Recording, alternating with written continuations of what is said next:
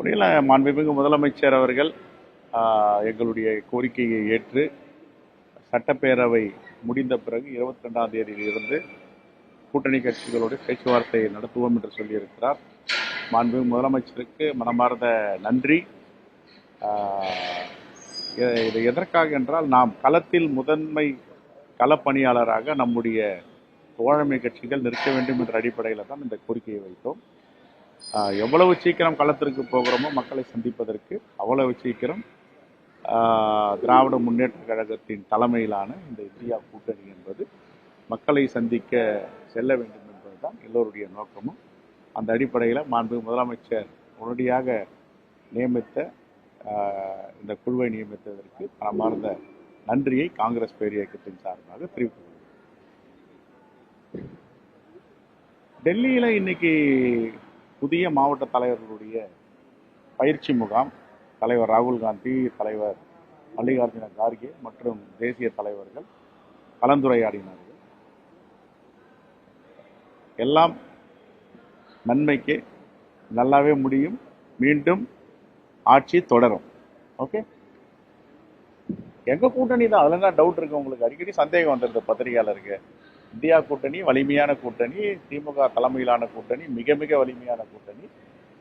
மீண்டும் இந்த ஆட்சி தொடரும் என்று மக்கள் ஏற்கனவே சான்றிதழ் கொடுத்திருக்கிறார்கள். தொடர் வெற்றியை பெறுவோம். இல்ல, அது இசை அவங்க நிலைமையிலிருந்து பார்க்கணும். அவங்க நிலைமையிலிருந்து என்னன்னா, தொடர்ந்து ப்ரோக்ராம் இருக்கு, பட்ஜெட் தயார் பண்றாங்க, இன்டரிம் பட்ஜெட் போடணும். இப்போ எங்க நிலைமையில் எங்க தலைவர்னா பாக்குறாங்கன்னா, இது லாஸ்ட் மினிட்ல போயிட்டு கேண்டிடேட் செலெக்ஷன் ப்ராசஸ் எல்லாமே தாமதம் ஆயிடுதுன்னுட்டு நாங்க பாக்குறோம். அவங்க என்ன பாக்குறாங்க, நிதிநிலை அறிக்கையை தாக்கல் பண்ணணும், மக்களுக்கு பல திட்டங்களை கொண்டு வரணும்னு. எப்படி இருந்தாலும் மாண்புமிகு முதலமைச்சர் உடனே இந்த குழு நியமித்திருக்கிறார். 22ஆம் தேதி பேச்சுவார்த்தை தொடங்கும்.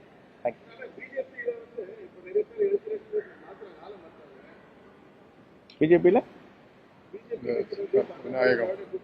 அவங்க எதை மாத்தாம இருக்காங்க, தமிழ்நாட்டையே மாத்த போறாங்க, தமிழ்நாட்டு பெயரை மாத்த போறாங்க, தமிழ்நாட்டு மக்களுடைய மனநிலையை மாத்த போறாங்க, தமிழ் இல்லாமல் இந்தியை கொண்டு வர போறாங்க. எல்லாத்துக்கும் மேனால் முதலமைச்சர் எதிர்கட்சி தலைவர் எடப்பாடி பழனிசாமி அவர்கள் குனிஞ்சு கையெழுத்து போட்டு கொடுக்க போறார். வாங்க, தமிழ்நாட்டை அபகரித்துங்க, தமிழ்நாட்டை எடுத்துக்கங்க, இனிமே தமிழே நாங்கள் யாரும் பேச மாட்டோம், ஹிந்திலேயே பேசிட்டு இருக்கோம் அப்படின்ட்டு ஏற்கனவே உதயமின் திட்டம், ஜிஎஸ்டி, நீட் தேர்வு, பல உரிமைகளை விட்டு கொடுத்தவர் இப்பொழுது அவங்க என்ன சொல்றாங்களோ எல்லாத்தையும் விட்டு கொடுக்க போறாரு.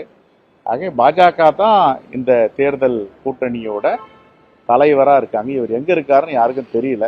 இவரே சொல்லிக்கிறாரு நாங்களும் இருக்கிறோம்னு. அவங்க சொல்லலை இது வரைக்கும்.